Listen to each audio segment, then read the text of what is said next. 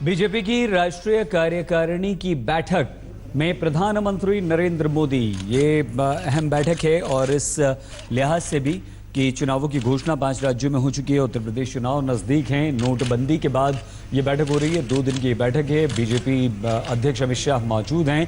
हालांकि प्रधानमंत्री नरेंद्र मोदी का संबोधन कल होगा इस कार्यकारिणी में, लेकिन ये जो कार्यकारिणी है ये इसलिए भी महत्वपूर्ण है क्योंकि बहुत सारे ऐसे मुद्दे हैं जिन पर चर्चा होगी। सबसे बड़ा मुद्दा नोटबंदी। क्या बीजेपी की कार्यकारिणी में नोटबंदी को लेकर चर्चा होती है? दीप प्रज्वलन किया जा रहा है। अरुण जेटली भी वहां पर मौजूद हैं। वरिष्ठ नेता बीजेपी के लालकृष्ण आडवाणी भी काले सूट में नजर आ रहे हैं। प्रधानमंत्री नरेंद्र मोदी।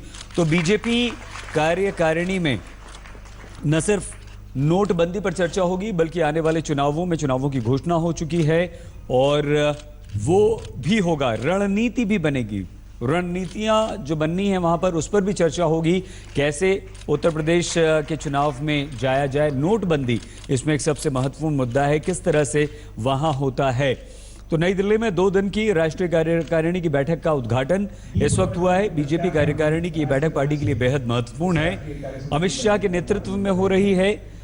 आर्थिक राजनीतिक कई सारे प्रस्ताव पास किए जाएंगे। दूसरे दिन यानी कि कल प्रधानमंत्री नरेंद्र मोदी कार्यकारिणी के सदस्यों को संबोधित करेंगे। आइए सीधे हम आपको लिए चलते हैं हमारे संवाददाता अशोक सिंघल के पास।